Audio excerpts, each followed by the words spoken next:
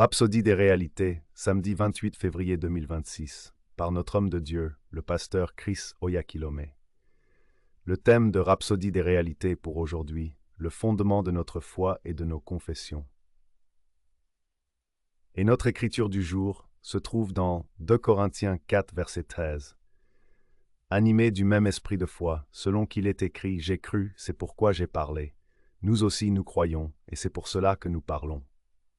La foi ne consiste pas en des déclarations vides, ni en une répétition mécanique de paroles. Dire simplement « je vais bien » ne suffit pas à produire la guérison. Si vous comptez uniquement sur la répétition, vous transformez la foi en un effort humain, en une sorte de travail spirituel sans efficacité. La foi authentique commence toujours par une conviction intérieure. L'Écriture dit « J'ai cru, c'est pourquoi j'ai parlé ». La foi naît dans le cœur avant de s'exprimer par la bouche. Alors, sur quelle base affirmez-vous « Je suis en bonne santé » ? Le fondement de notre foi repose sur l'œuvre achevée de Christ. Si vous déclarez « Je refuse la maladie », ce n'est pas pour tenter d'obtenir la guérison, mais parce que la santé divine vous a déjà été accordée en Christ. Vous refusez simplement d'abandonner ce qui vous appartient. Peu importe les sensations dans votre corps, lorsque quelqu'un vous demande comment vous allez, vous pouvez répondre avec assurance « Je vais bien », parce que la vie de Dieu en vous est invulnérable à la maladie et aux infirmités. De la même manière, vous pouvez dire « Je refuse la pauvreté », car Christ vous a enrichi. La Bible déclare « Lui qui était riche s'est fait pauvre pour vous, afin que par sa pauvreté vous soyez enrichis ». 2 Corinthiens 8, 9. Vos confessions ne cherchent pas à rendre réelle la parole de Dieu. Elles proclament ce qui est déjà accompli en Christ. Lorsque vous dites « Je suis riche en Christ », vous affirmez une réalité spirituelle déjà établie.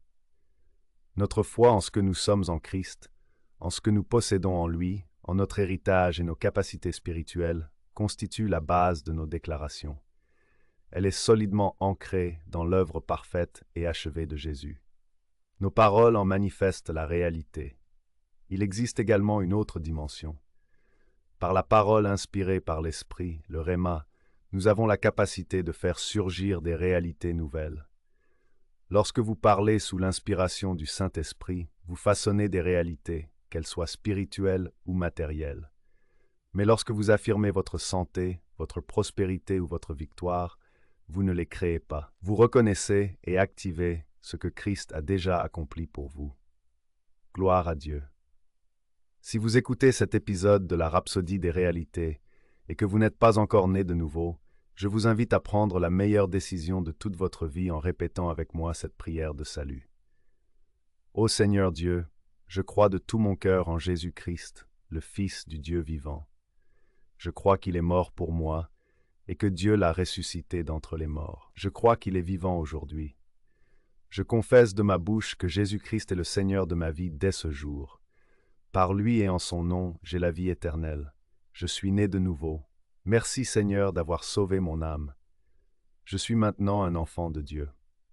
Je vous encourage maintenant, suite à cette prière, à vous rendre dans une église locale et à participer à des études bibliques afin de nourrir votre âme.